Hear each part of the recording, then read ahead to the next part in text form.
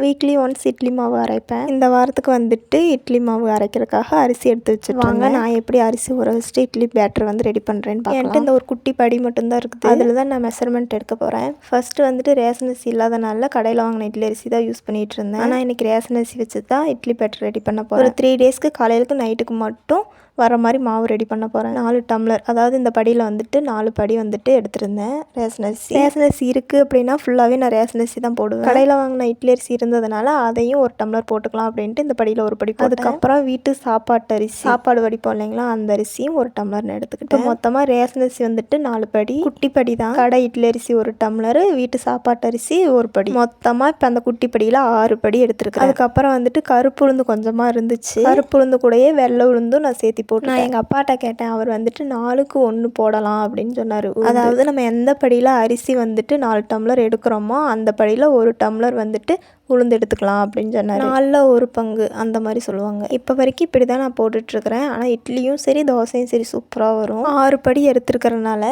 அந்த குட்டி படியில் நம்ம அரிசி அளந்தோமோ அதே அளவு வந்துட்டு நம்ம உளுந்து எடுத்துக்கணும். 4க்கு 1 அப்படின்னா 6 டம்ளருக்கு வந்துட்டு நம்ம வந்துட்டு 1.5 டம்ளர் உளுந்து எடுத்துக்கணும். எல்லா அளவு கரெக்டாக எடுத்துட்டு இது நல்லா கழுவி எடுத்துக்கலாம். உளுந்த கழுவிக்கலாம். உளுந்த கழுவிட்டு ஒரு 1/2 மணி நேரம் ஊறிச்சு அப்படின்னா அந்த தோல் இருக்குது பார்த்தீங்களா கருப்பு கலரில், அது வந்துட்டு அதுவே வந்துடும். நம்ம அதுக்கப்புறமும் 2-3 டைம் நம்ம வந்துட்டு கழுவி எடுத்துக்கலாம். பார்த்தா தெரியும் உங்களுக்கு வந்துட்டு எவ்வளோ கருப்பு உளுந்து இருக்குது அப்படின்ட்டு. இந்த கருப்பு பொட்டெல்லாம் எடுத்ததுக்கப்புறம் உளுந்து வந்துட்டு எல்லாமே ஒரே கலரில் இருக்கும். மாவு அரைக்கும் போது அந்த கலர் வந்துட்டு மாறாமல் ஒயிட் கலர்லேயே இருக்கும். அதுக்கப்புறம் வந்துட்டு அரிசி ரேஷன் அரிசி எடுத்துருக்கிறதுனால நல்லா கழுவிட்டு அதில் கல் இருந்தாலும் இருக்கும். ஒரு சில நேரத்தில் கல் இருக்கும், ஒரு சில நேரத்தில் வந்துட்டு கல் இருக்காது. ஆனால் இருந்தாலுமே நம்ம அரிச்சு போட்டுட்டோம் அப்படின்னா கொஞ்சம் நல்லா இருக்கும். கடை அரிசி வாங்கினாலுமே அரிச்சு போடுவேன். அதுக்கப்புறம் உளுந்து இருந்தாலுமே அதையும் நான் அரிச்சு தான் போடுவேன். ஏன்னா நம்ம மாவு அரைக்கும் போது அந்த கல் வந்துட்டு அங்கங்கே நறு அப்படின்னுச்சுன்னா சாப்பிடவே முடியாது. அப்புறம் மாவு ஃபுல்லாக வேஸ்ட்டாக போயிடும். நம்ம எதிர்பார்க்குற அளவுக்கு ரொம்ப கல் இருக்காது. இதே வீட்டிலன்னா அம்மா அவங்க வந்து புடச்சி போடுவாங்க. ஒரு டைம் வந்துட்டு நான் இந்த மாதிரி அரிச்சு போட்டேன் அப்படின்னா எனக்கு கொஞ்சம் மனசு நிம்மதி. அரிசி அப்போ உள்ளதுக்கு இப்போ உள்ளதுக்கு நல்லா டிஃப்ரெண்ட் தெரியுதா உங்களுக்கு? இது கூடவே ஒரு 4-5 வெந்தயமும் போட்டு ஒரு டைம் தண்ணி கழுவி ஊற்றிட்டு நல்லா தண்ணி ஊற்றி வச்சிடலாம். அரிசி வந்துட்டு தண்ணியில் போட்டிருக்கும் போது அப்படியே கண்ணாடி மாதிரி தெரியணும். அப்படி நல்லா கழுவி எடுத்துக்கணும். அதுக்கப்புறம் அரிசி ஒரு ஓரமாக வச்சுட்டு அப்புறம் உளுந்து வந்துட்டு ஒரு 1/2 மணி நேரத்தில் ஊறிடுச்சு. ஆனால் 1 மணி நேரம் ஊறினா போதும் அப்படின்னு சொல்கிறாங்க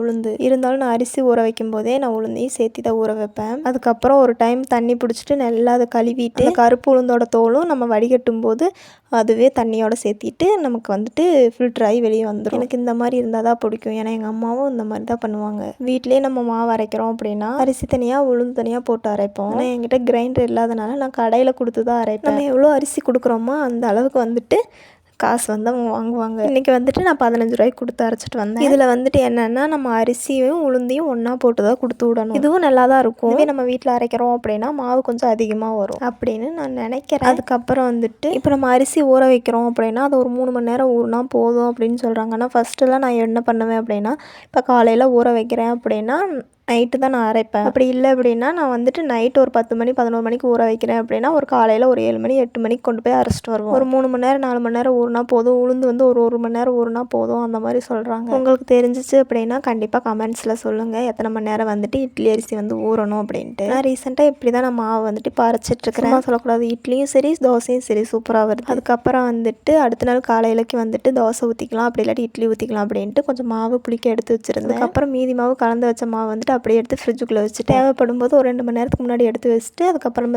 ஊற்றிக்கலாம் அப்படின்ட்டு தான் அப்படியே எடுத்து ஃப்ரிட்ஜுக்குள்ளே வச்சு கொஞ்சமாவது தான் எடுத்து வச்சுருந்தேன். நல்லா புளிச்சு வந்துருந்துச்சு.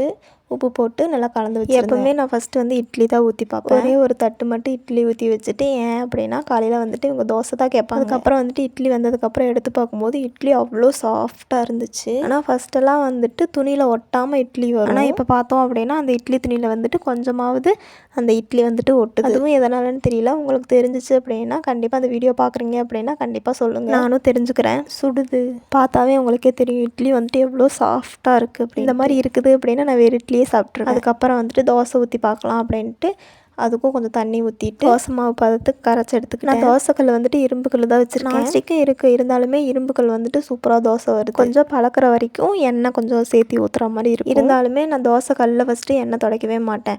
மேலே தோசை ஊற்றுனதுக்கப்புறம் தான் மேலே எப்பயும் போல் நான்ஸ்டிக்கு ஊற்றுற மாதிரி தான் தோசை கல்லுக்கு மேலே எண்ணெய் விடுவேன். இட்லியும் சரி தோசையும் சரி சூப்பராக வந்துருந்துச்சு. இதுக்கு சட்னி வந்துட்டு நிலக்கடலை, அதாவது வேர்க்கடலை, நாங்கள் சொல்கிறது வந்துட்டு கடலப்பருப்பு சட்னி. அதுக்கப்புறம் தோசைக்கு வந்துட்டு தக்காளி தொக்கு கூட முட்டை உடச்சி ஊற்றி வச்சுருந்தேன். காலையில் எங்கள் வீட்டில் இட்லி இட்லியும் தோசையும் முட்டை தொக்கும் கடலைப்பருப்பு சட்னி. உங்கள் வீட்டிலலாம் என்ன ஸ்பெஷல்னு சொல்லுங்கள். இந்த வீடியோ உங்களுக்கு பிடிச்சிருக்கும்னு நான் நினைக்கிறேன். அப்போ தான் நம்ம சேனலில் யாராவது புதுசாக பார்க்குறீங்க அப்படின்னு நம்ம சேனல் வந்து சப்ஸ்கிரைப் பண்ணி வச்சுக்கோங்க. மறக்காம அந்த பெல்லைக்கான ஆளில் கொடுத்துக்கோங்க. அப்போ தான் நம்ம போகிற வீடியோ வந்து டெய்லி நோட்டிஃபிகேஷன் உங்களுக்கு காட்டும். அடுத்த ஒரு வீடியோவில் பார்க்கலாம். அது வரைக்கும் பாய்.